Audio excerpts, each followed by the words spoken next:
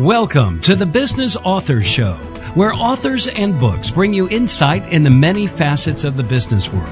So sit back, listen, and learn with your host, Danielle Hampson.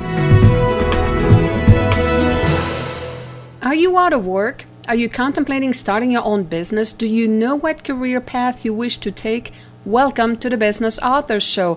I'm Danielle Hampson, and my guest today suggests that you already do have the skills needed to do what she does. Her name is Robin Holstein, and she is the author of Think Outside the Office, Your Guide to Becoming a Virtual Administrative Service Provider. Welcome to the show, Robin. Thank you. Robin Holstein began working full-time in 1987, and 20 years later, she incorporated Robin's Desktop and began taking control of her career. Her client list today covers a number of different industries. She has shared her experience with professional women across the country with personal and web-based presentations, as well as her book. Think Outside the Office was written to help others understand the basics of being a virtual administrative service provider or virtual assistant. Robin holds a Bachelor of Science in Organizational Leadership and an associate degree in Applied Science in Office Administration. She earned the Certified Professional Secretary and Certified Administrative Professional ratings in 2004. Now, Robin, we have all heard of a virtual assistant, also known as a VA, but what is a virtual administrative service provider and what is the difference? Well, a virtual administrative service provider is a virtual assistant who has a broader range of services that they offer. Many times you'll see or you'll contact a virtual assistant and they offer perhaps social networking, website optimization, or one niche of areas that they specialize in. And now this isn't a commercial or industry title. This is a phrase that I use because I do a variety of services for my clients. Everything from basic web design and social networking. I also do newsletters, desktop publishing. I arrange meetings. I do a wide range of services. I don't focus on one specific niche. Now, can anyone be a virtual administrative service provider, and why should one even consider the profession? Well, yes, anyone can. I don't recommend that someone fresh out of college try to take it on, or fresh out of high school, because with it comes some understanding of the business world. You need to really have a background in business. You need to have worked in private sector or even government agencies, I suppose, where you understand the nature of business, you understand the demands of a business organization, because you're going to be working in the corporate world. And if you don't have a firm grounding of the demands of the corporate world, you won't be very successful. But if you have strengths, a lot of folks will do, say, bookkeeping. And if you have strengths in something like this, then you can go out and you can start your business. I mean, you follow your state's or your government's requirements for establishing a business, and you need to have a high-speed internet access, and you need to understand how technology works. But anybody really can do it. I recommend when I speak that you obviously have some background experience. I came after 12 years in working and some college and things before I stepped out. But it can be done. Now, can you work from your home, or do you need to have an outside office in order to do that? Many people successfully work from their home. It is obviously convenient. You know, unless you're on a video conference, you don't need a wardrobe. Your hours are very flexible. That's not going to go down well with women. Well, I mean, you do. Well, you need your wardrobe when you go I know. I was meetings and your lunches. Yeah, but I was just being facetious here. Yes, I understand. But I mean, it is convenient that way. Of course, if you're working out of your home, you don't have the commute. You save on your fuel and. Well, yeah, you can work out in your shorts, and I live in Arizona. Very often, if I'm going to work out of my home, well, then I'll put my shorts on. Yes, exactly. And I mean, you know, a lot of people get up out of bed, they don't even dress until later in the day. So it depends on exactly what type of work you're doing. But yes, most people can successfully work out of their home. I actually do a little bit of both. I have a client who needs a little bit of on-site. I do some mail and some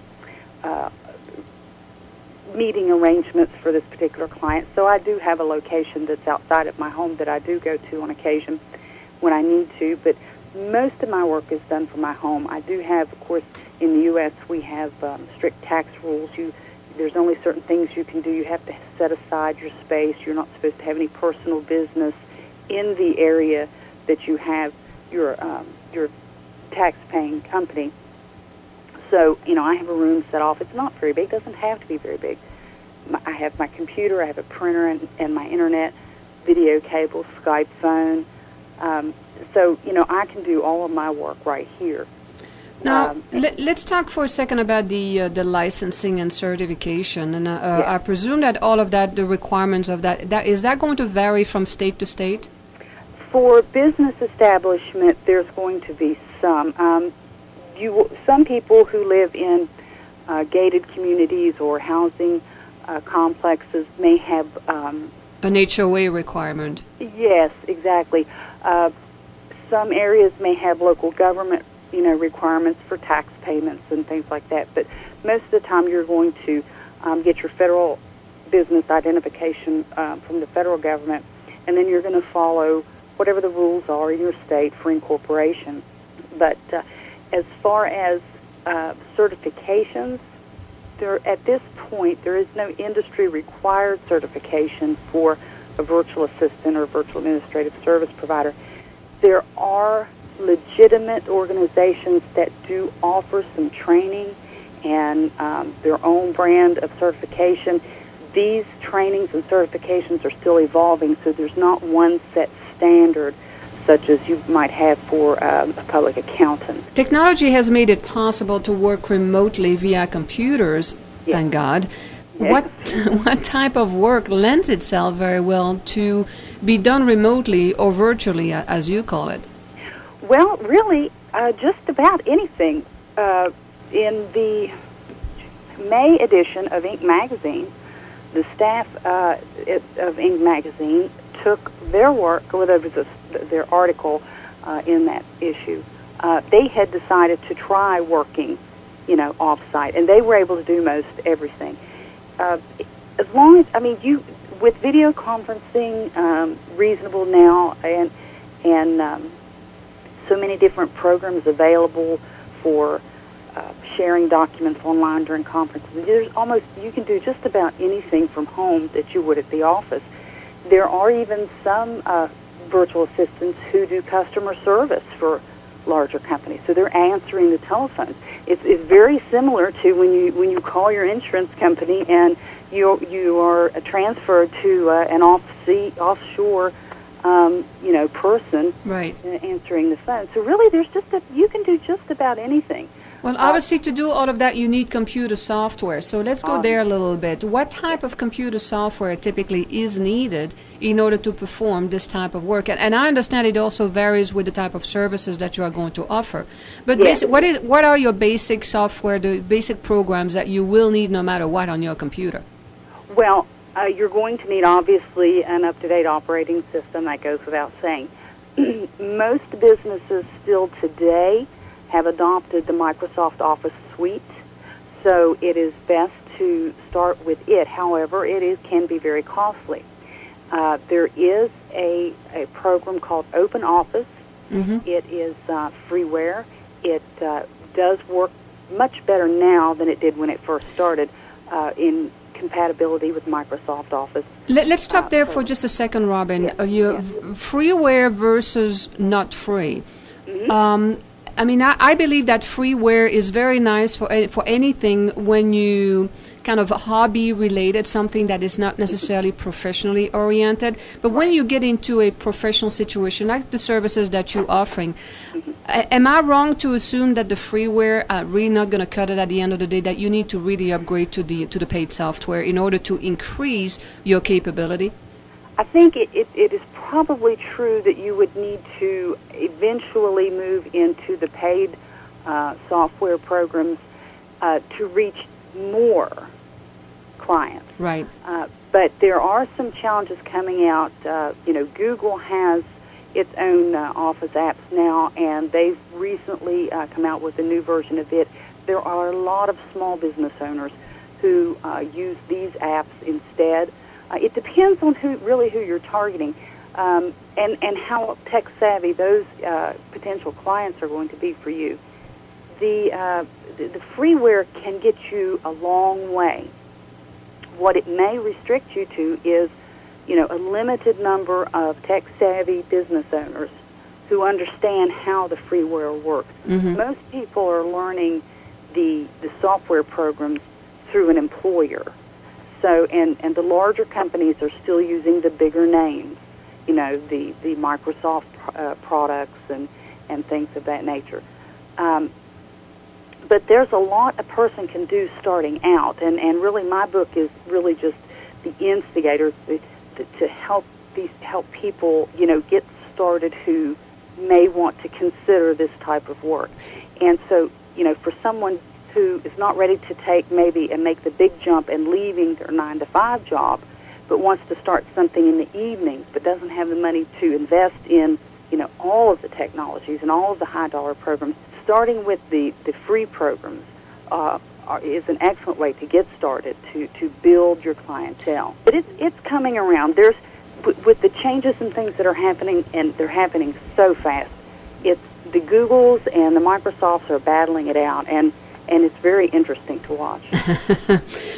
Part of the equation of wanting to start your own business at home is your schedule, the freedom that you want. It's not necessarily always about the money. It's more about, I think, about the freedom. Can this type of profession, does that allow you to make your own schedule, or are you really totally at the mercy of the client? It's really all up to you. You are when you start this, you are a business owner, and you set your own hours. Now, what you have to remember is that the people that you're working for, your clients, that you're contracting with to work, don't necessarily subscribe to the same hours that you do. So while I may be working, I actually have a client that partners with some folks in India, and a lot of their conference calls happen in Eastern Time, United States, at 6 o'clock in the morning, when it's evening in Hyderabad. So, if I'm going to work with him and he needs me on a conference call or a web meeting, then I have to understand what his schedule is as well. So you need to be also very flexible with your willing to work. You can't just expect this. Well, I'll be working between 9 and 5 on the hours that I want between that Right. window. You got to be because your client still needs to be able. Now, and it also depends on the relationship. See, Right. It is so malleable. This can be set up so differently for everyone, and just specialize for what you need. A lot of virtual assistants and service providers will set a window of time where they accept telephone calls, and they'll say, I accept telephone calls from 10 to 2. They may be working, they may be accepting emails, but they don't accept telephone calls so that it doesn't interrupt their flow.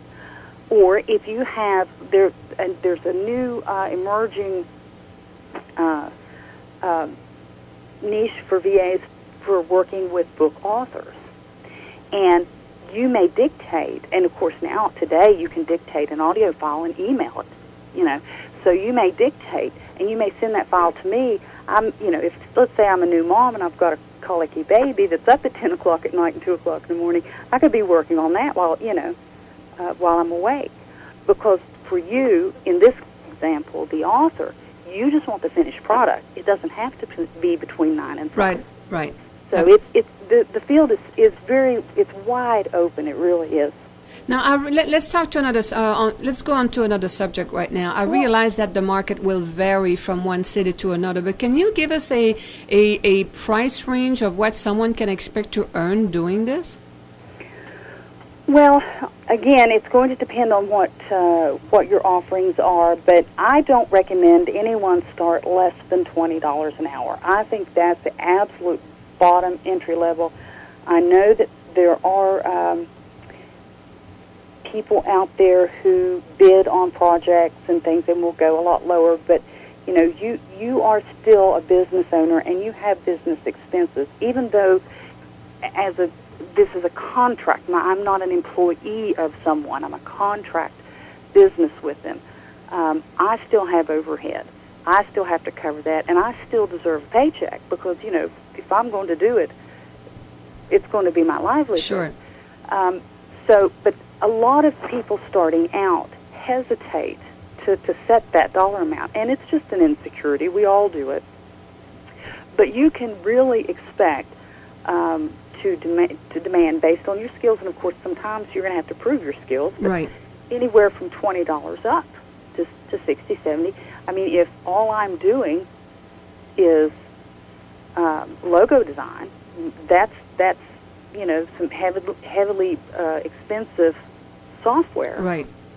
And, printers, and of course you can outsource some of your printing and things. There's ways to reduce your costs, but, there's no reason to believe that you shouldn't accept the same rate of pay as a virtual assistant as you would an assistant in the regular corporate world. When you think about someone in a corporate world, you only think of their cash salary.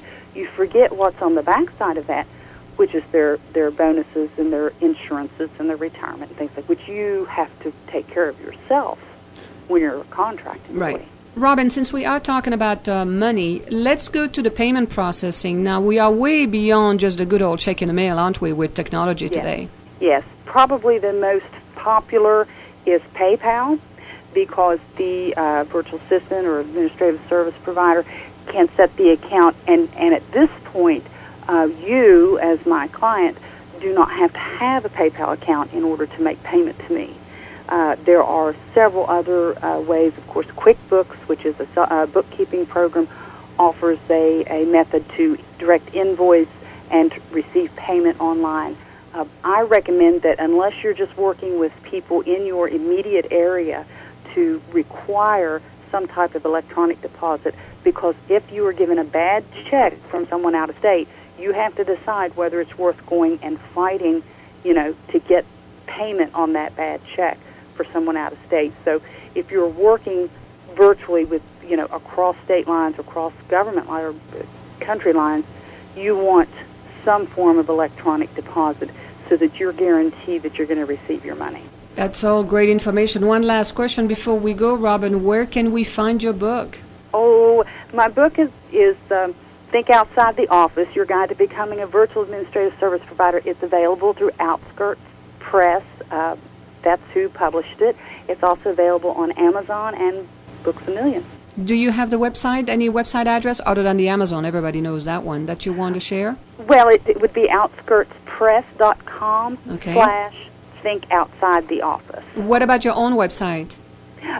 Is robinsdesktop.com. Oh, that's simple enough. robinsdesktop.com. Robin, thank you so very much for all that great information. Thank you for having me. Well, thank you, and have a wonderful day. You too. Bye-bye.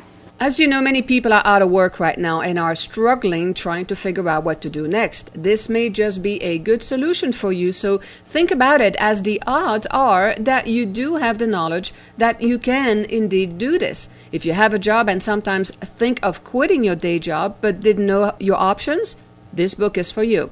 Think Outside the Office is written for administrative professionals wanting total career control. It is a basic guide of things you need to know.